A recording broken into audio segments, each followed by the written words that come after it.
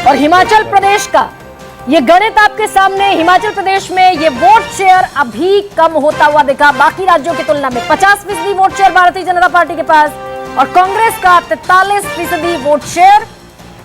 हिमाचल प्रदेश छोटा सा राज्य, आखिरी फेज में आज ही वोटिंग हुई है, मात्र 4 सीटें। और अब उन 4 सीटों का जो गणित है, यानी कि 2019 के जैसा 4 सीटें बीजेपी अपने नाम करती हुई। लग रहा था मंडी पर फाइट है, लेकिन मंडी सीट भी बचाकर ले गई भारतीय जनता पार्टी। और अब झारखंड की तरफ रुख कर लेते हैं।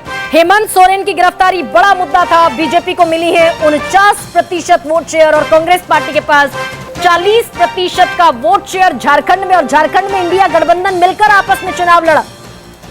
सीटों पर नजर है और इस आदिवासी स्टेट में झारखंड में 12 सीटें बीजेपी निकालती हुई और 2 सीटों पर कांग्रेस, या फिर कह लीजिए क्योंकि इंडिया गठबंधन है साथ में लड़ रहा है।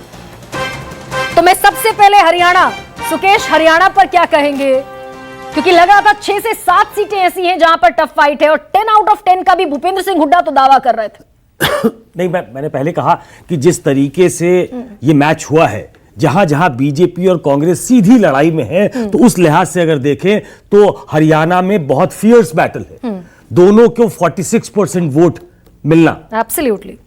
तो उस लिहाज से अगर देखें तो ये विन विन सिचुएशन है कांग्रेस के लिए कि वो 4 सीटें जीतने में कामयाब हो रही है। और वहां विधानसभा के चुनाव होने हैं, बहुत जो बड़े नेता हैं और खासतौर पे जो हुड्डा परिवार है वो बहुत आश्वस्त है कि विधानसभा के चुनाव में वो बहुत बेहतर परिणाम देने वाले हैं। ये चुनाव शॉर्ट इन द आर्म होगा उनके लिए, वो सीटें कम होगी उनके पास, लेकिन जहां राउट है कांग्रेस का सीधी लड़ाई में, वहां अगर वो वोट परसेंटेज में भी बीजेपी के साथ खड़े हैं और सीटें भी अगर बीजेपी को 6 आ रही हैं और कांग्रेस को 4 आ रही हैं, तो बाकी जो प्रदर्शन है उसके हिसाब से देखें तो हरियाणा उनके लिए एक शुभ संकेत है। शुभ संकेत है जी मैम। इसमें ऐसा लग रहा है जो अब तक आपने सीटें अभी जो बताई हैं आपने, वो 120 के करीब टोटल सीटें नजर आ रही हैं और उसमें कांग्रेस प्लस को केवल करीबन 8 या 9, अगर एक अदर भी ले लीजिए तो 9 ले लीजिए।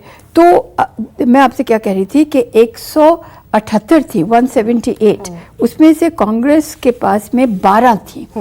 अब ये जो 9 है, अब आप उत्तर प्रदेश में आएंगे तो हो सकता है ये 9 कुछ आगे बढ़ जाए। जो पिछली, अगर आप मतलब तिनके डूबते को तिनके का सहारा, तो ये फिर देखेंगे कि जो उत्तर प्रदेश में अगर ये जाते तो पिछले 2019 के उसमें की तुलना में ये कांग्रेस प्लस बेहतर करेगी। कांग्रेस को अगर ये एक संदेश मिल जाए कहीं से कि जबकि वो अलायंस उसने की और वो भी इतना मतलब इस तरह लचर तरीके से की, अगर उसको ऑलरेडी अभी से, जो अभी हरियाणा के आने वाले हैं चुनाव, अभी कितने और प्रदेशों के आने वाले चुनाव, अगर वो इससे यही समझ ले तो हमारे देश में एक विपक्ष की नींव कम से कम और नाम, क्योंकि विपक्ष का जिक्र किया शीतल, जिस हिसाब से रुझान सामने आ रहा है, हालांकि बहुत सारे स्टेट्स अभी आना बाकी है, तो क्या कांग्रेस, जो माना यह जा रहा था कि 52 से बढ़कर शायद 75-80 तक पहुंचे, ये फिजिबल दिखता है, क्लोज टू रियलिटी दिखता है? इसके पीछे एक बड़ी मेजर रियलिटी है जो देखना आप शुरू करिए। हिमाचल प्रदेश वो प्रदेश है जिसमें उनको 70% के आसपास वोट मिला था पिछले चुनाव में। अब जो आप आंकड़े दिखा रहे हैं वो 50% के आसपास आ रहा है। हरियाणा में उनको 58% वोट मिला था, आपके हिसाब से आप 46% दे रहे हैं। हाँ। तो आप फॉल देखिए बीजेपी का कितना तेज होना शुरू हुआ है जब आप उत्तर भारत में प्रवेश कर रहे हैं।